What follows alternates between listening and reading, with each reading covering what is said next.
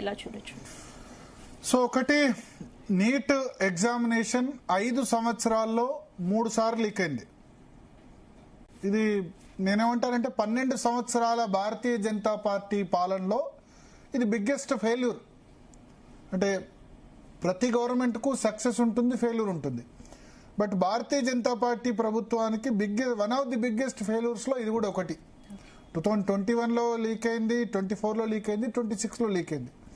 ఈ ఆధునిక టెక్నాలజీ వచ్చిన తర్వాత, సెల్ ఫోన్స్ వచ్చిన తర్వాత, ఇవి వచ్చిన తర్వాత అన్ని రాష్ట్రాల్లో జరుగుతున్నాయి. కానీ 3 సార్లు లీక్ అవ్వడానికి సమర్థించుకోరాదు కదా, దానికి ఏదో ఒక అకౌంటబిలిటీ ఉండాలి కదా. సో మరింత సీరియస్గా తీసుకోవాల్సి ఉండే. మళ్ళా అందరు ఎగ్జామ్ రాయడం, 20 లక్షల మంది స్టూడెంట్స్ మళ్ళీ 21 లక్షల మంది అందరు ఎగ్జామ్ రాయడం, ఇది కూడా ఇబ్బందే కదా అంతమందికి కూడా. సో ఎక్కడైతే కొన్ని విషయాల్లో ఏం చేయాలంటే మాల్ ప్రాక్టీస్, అంటే ఇప్పుడు ఎక్కడైతే లీక్ అయిందని భావించాలో అక్కడ రీటెస్ట్ ఏమైనా పెట్టాలా, అట్లా ఆలోచించాలి. మళ్ళీ అందరినీ ఎగ్జామ్ రాయమనడం, ఇప్పుడు ప్రతి +2 చదువుతున్న ప్రతి ఒక్క తల్లిదండ్రులు కానీ విద్యార్థులు కానీ చాలామంది మానసిక క్షోభకు గురయ్యారు. రెండు సార్లు ఎగ్జామ్ రాయడం, అది 5 సంవత్సరాల్లో 3 సార్లు చేయడం. So Dharmendra Pradhan education minister అయి ఉండి భారతీయ జనతా పార్టీ ఏంటంటే ఆయన్ని హర్యానాలో యూజ్ చేసుకుంది, మహారాష్ట్రలో యూజ్ చేసుకుంది, మన వెస్ట్ బెంగాల్ ఎలక్షన్లో కూడా యూజ్ చేసింది. సో కేంద్ర మంత్రికి ఆయన పార్టీ పని కూడా అప్పచెప్పింది. సో ఆయన పూర్తి స్థాయిలో మరి కేంద్ర మంత్రి బాధ్యతలు స్వీకరించారా? ధర్మేంద్ర ప్రధాన్ కరప్ట్ అని చెప్పలేం, అంటే అవినీతి పరుడు, ఏదో ఆయన పేపర్ అమ్ముకున్నాడు అని చెప్పడానికి ఎటువంటి ఆధారం లేదు. బట్ నెగ్లిజెన్స్, నిర్లక్ష్యం ఉంది. ఇక్కడ గ్రూప్ 1 లీక్ అయితే బీఆర్ఎస్ అనుభవించింది ఆ ఫలితం, అది నెగ్లిజెన్సే. అక్కడ అప్పుడు ఉన్న బీజేపీ ప్రధానంగా ఏ డిమాండ్లతో ఉద్యమం చేస్తుంది, వాళ్ళ డిమాండ్స్ ఏంటి? సో అప్పుడున్న పరిస్థితుల్లో, అప్పుడున్న దానిలో ఎవరు కూడా రిజైన్ ఏమంటారు, జనార్దన్ రెడ్డి ఇక్కడ గ్రూప్ 1 లీక్ అయినప్పుడు ఆయన కూడా బీఆర్ఎస్ ప్రభుత్వం ఆయన తొలగించలేదు. ఆయన నిర్లక్ష్యమే తప్ప జనార్దన్ రెడ్డి కరప్ట్ ఆఫీసర్ అని ఎవరు చెప్పలేరు. సో ఇక్కడ ధర్మేంద్ర ప్రధాన్ విషయంలో భారతీయ జనతా పార్టీ నిర్ణయం ఎందుకు తీసుకోలేదో అర్థం కాలేదు. అకౌంటబుల్గా చేసి కనీసం వేరే శాఖకు మార్చినా బాగుండేది. బట్ ప్రధానమంత్రి ఏంటంటే కొన్ని విషయాల్లో చాలా గట్టిగా ఉంటారు. ప్రధానమంత్రి నరేంద్ర మోడీ, అమిత్ షా వేరే వాళ్ళు చెప్తే మేము వినేది ఏందన్న రీతిలో ఉంటారు. మణిపూర్ని ఒక్కసారి కూడా ప్రధాని సందర్శించలేదు. మణిపూర్లో అల్లర్లు అవుతున్నాయంటే ప్రధానమంత్రి పోలేదు మణిపూర్కు. ఎవరెంత చెప్పినా ఏం చేసినా చేయలేదు. అక్కడ సొంత ప్రభుత్వాన్ని ఆ సమయంలో రాష్ట్రపతి పాలన పెట్టమంటే పెట్టలేదు. కానీ ఒక 6 నెలల తర్వాత, సంవత్సరం తర్వాత రాష్ట్రపతి పాలన పెట్టారు అక్కడ. సో అట్లా ఉంటుంది. అయితే ఇక్కడ రెండోది కాక్రోచ్ జనతా పార్టీ, అదేవిధంగా నీట్ ఎగ్జామ్ వరకు బాగానే ఉంది డిమాండ్స్. నీట్ ఎగ్జామ్ జరిగిన తీరు పట్ల ప్రతి విద్యార్థి కూడా మదనం చెందుతున్నాడు.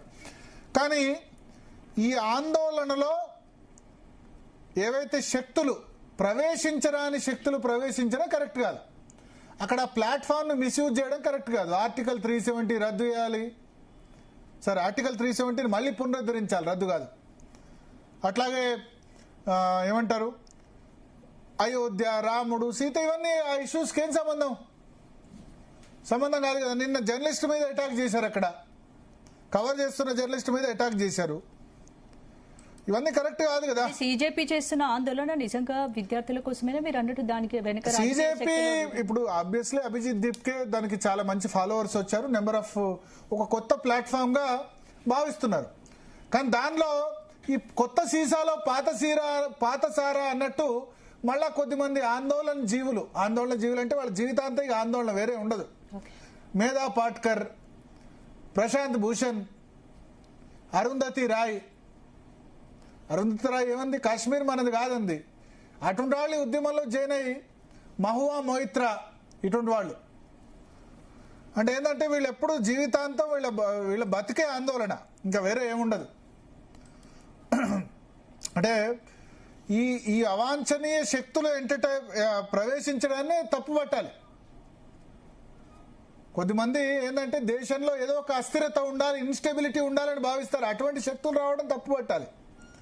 తర్వాత రెండోది, నీట్ ఎగ్జామ్ రాసే వాళ్ళు ఎవరు కూడా ఆందోళన పాల్గొన్నారు. ఎందుకంటే నీట్ ఎగ్జామ్ రాయాలంటే, MBBS అది రావాలంటే వాళ్ళు చాలా సీరియస్గా చదవాలి. ప్రతి నిమిషం కూడా ఏదో ఇప్పుడు మన దగ్గర ఇంజనీరింగ్ ఎగ్జామ్ వేరు, నీట్ వాళ్ళు రావాలంటే కూడా కాదు.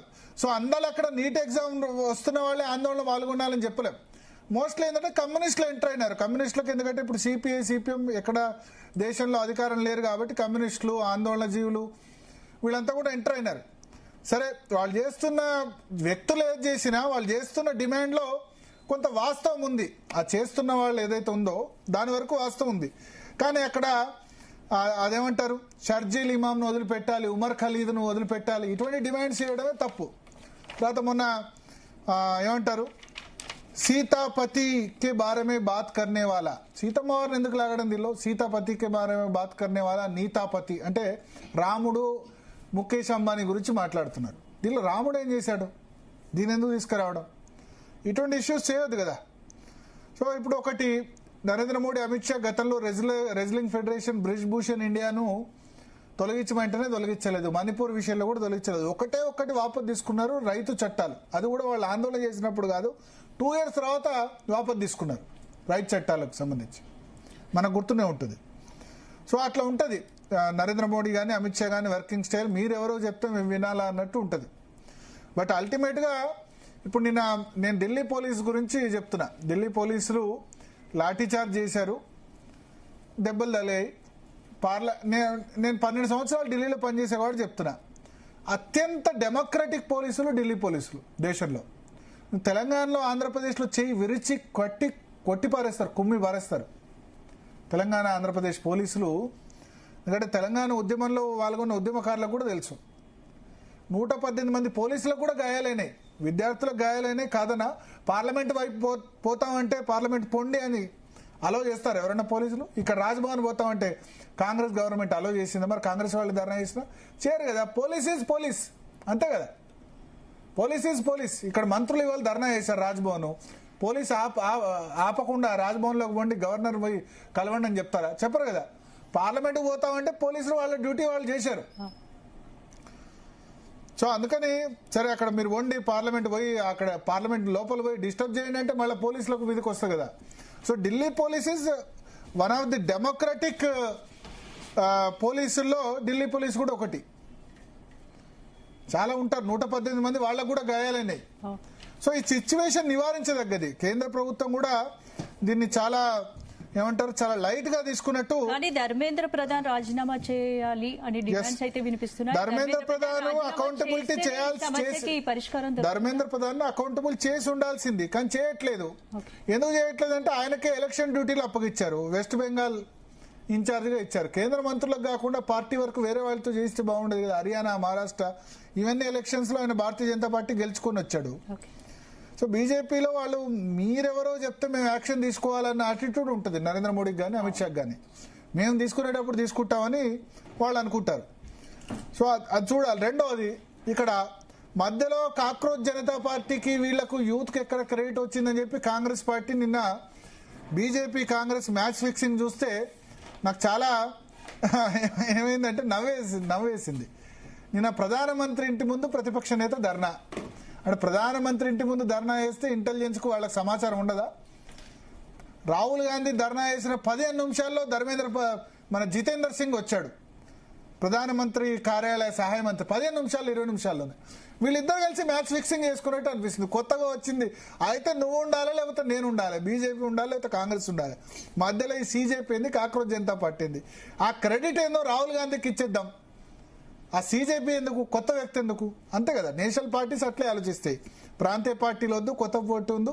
నీ మీద కోపం వస్తే నేను గెలవాలి, నా మీద కోపం వస్తే నువ్వు గెలవాలి, ఇట్లా ఉంటుంది ఆలోచన. సో నేను రాహుల్ గాంధీ అక్కడ ధర్నా చేయడం, ధర్నా చేసిన తర్వాత వాళ్ళు ఏమంటారు 3-4 గంటలు, నార్మల్గా అయితే ప్రధానమంత్రి ఇంటి ముందు ఉంటే 5 నిమిషాలు లిఫ్ట్ చేయాలి, చేయలేదు. టీవీ ఛానల్స్, కెమెరామెన్లు, ఇప్పుడు టీవీ ఛానల్స్ పెద్దగా సీజేపీ ధర్నాను కవర్ చేయలేదు. కానీ రాహుల్ గాంధీ కాంగ్రెస్ పార్టీ ధర్నాను మాత్రం ప్రధానమంత్రి ఇంటి ముందు విపరీతంగా 4 గంటల పాటు లైవ్ పెట్టి ధర్నా చేశాయి. ఇది చూస్తే కేంద్రంలో ఉన్న BJP Congress party match fixing నాకు చాలా క్లియర్ గా కనబడుతుంది. కాంగ్రెస్ కు కౌంటర్ గా బీజేపీ ధర్నాలు చేయడం వల్ల అసలు ఇప్పుడు ఏమైతుందంటే కాంగ్రెస్ వర్సెస్ బీజేపీ అవుతుంది. బీజేపీ వర్సెస్ సీజేపీ కాదు, కాకుండా ప్రయత్నం చేశాం. మీరు చూడండి, ఇప్పుడు సీజేపీ పక్కకు పోయింది, కాంగ్రెస్ వర్సెస్ బీజేపీ అయిపోయింది. వీళ్ళ గాంధీ భవన్లలో వీళ్ళు ధర్నా చేస్తే వాళ్ళు పోయి బీజేపీ కార్యాలయం దగ్గరనే చేసి ఉంటే క్రెడిట్, ఆ నెగటివ్ ఉన్న వాళ్ళ క్రెడిట్ ఏదైతే నీట్కు నెగటివ్ ఉన్న వాళ్ళ క్రెడిట్ ఉంటే కాంగ్రెస్ పోవాలి, మధ్యలో వీళ్ళు ఎందుకు, ఈ సీజేపీ కొత్త వాళ్ళు ఏంది. సో వీళ్ళు రాజకీయాల్లో తలపండిన వాళ్ళు అన్నట్టు, కొత్త వాళ్ళు వస్తే ఎవరు అన్నట్టు. సో అది జరిగింది. మాట్లాడితే